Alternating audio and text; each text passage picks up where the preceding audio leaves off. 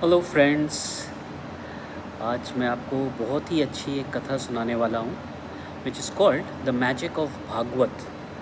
That is the magic of Bhagavad Gita. तो शुरू करते हैं। तो एक ब्राह्मण देवता होते हैं, तो वो भागवत करते थे और वो हर गांव में जाके बड़े सुंदर से अपना भागवत करते थे। एक बारी वो सफ़र कर रहे होते हैं तो रास्ते में हरिद्वार के पास गंगा जी आती है, तो उन्होंने सोचा मैं एक डुबकी लगा लेता हूँ।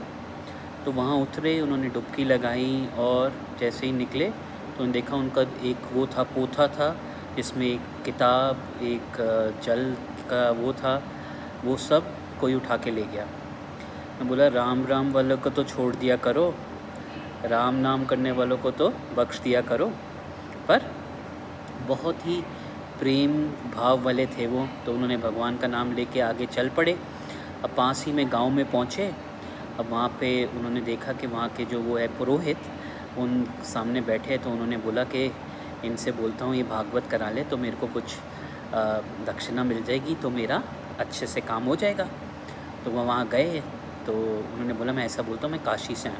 उन्होंने बोला नमस्कार श्रीमान, मैं काशी से आया हूँ। तो कहते हैं कलकत्ता से चले आओ, हमें क्या है।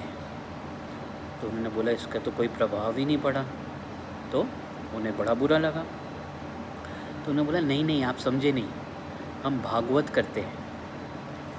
तो कहते क्या करते हैं? भागवत। तो वो क्या है? कहते अरे कथा होती है वो, उससे आपके विचार शुद्ध होते हैं और आपको प्रेरणा मिलती है। सही कहते चलो चलो, यहाँ कोई भागवत नहीं है। कह रहे अरे आप एक बार करा के देखिए, आप गांव में सबको बुलाइए और बड़े प्रेम से कराइए, इसमें बड़ा आपको इसका बड़ा लाभ है और आपका जो है जीवन भी बड़ा अच्छा हो जाएगा। तो बोला नहीं नहीं, वहाँ जाके वो हमारे वो है पटेल, उनसे मिल लो जाओ। तो उन्होंने कहा बड़ा अजीब है। तो वो वहाँ जाके उनसे मिले तो उन्होंने बोला नमस्कार श्रीमान, हम भागवत करते हैं। कहते कौन करते हैं? भागवत। कहते वो क्या है? कहते वो एक ऐसी कथा होती है जिससे आपका मन शुद्ध हो जाता है। कह रहे नहीं नहीं, ऐसा कुछ नहीं करना हमें, हमारा मन शुद्ध है, जाओ यहाँ से। उन्होंने बोला सारे मूर्खों से ही पाला पड़ गया आज मेरा। अब वो जैसे ही वहाँ से निकले तो उनके दो नातिन नाती थे, वो भाग के आ गए। तो हम तो भागवत देखेंगे, हम तो भागवत देखेंगे। तो उन्हें फटाफट पटेल को बोला अरे जाओ देखो, ज़्यादा दूर तो नहीं निकले, तो उनको पकड़ के लाओ। उनको पकड़ के लाए, कह रहे जल्दी आओ और भागवत दिखाओ। ब्राह्मण देवता सोचने लगे भागवत दिखाओ, वो क्या कोई मतलब जादू है जो हम दिखाएंगे, वो तो कथा है। तो उन्होंने बोला जल्दी करो, बच्चों के प्राण निकल रहे। कहते मन ही मन मुस्कुराने लग गए। उन्होंने बोला बच्चों के प्राण निकल रहे?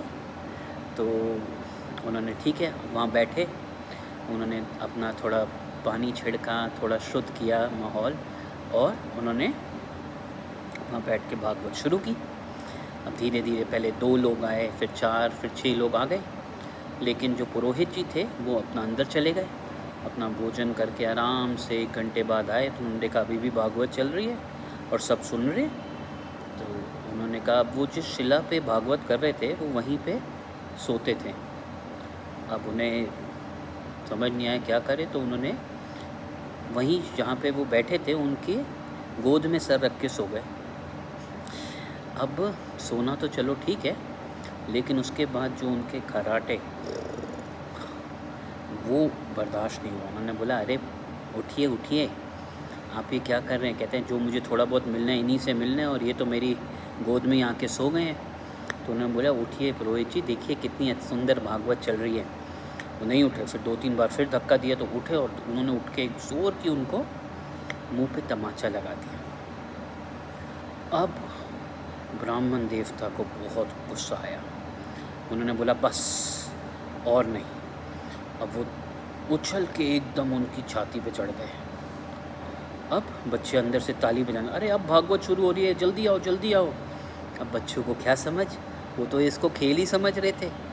वो समझ रहे थे, कह रहे अरे ये मार रहे वो मार रहे। अब उनको खूब मारे। इतनी देर में उनकी पुरोहित जी की पत्नी आ गई। उन्होंने बोला अरे प्लीज़ आप इनको छोड़ दीजिए, मैं आपसे क्षमा मांगती हूँ। कहते नहीं नहीं, आपको दक्षिणा देनी पड़ेगी 500 रुपये।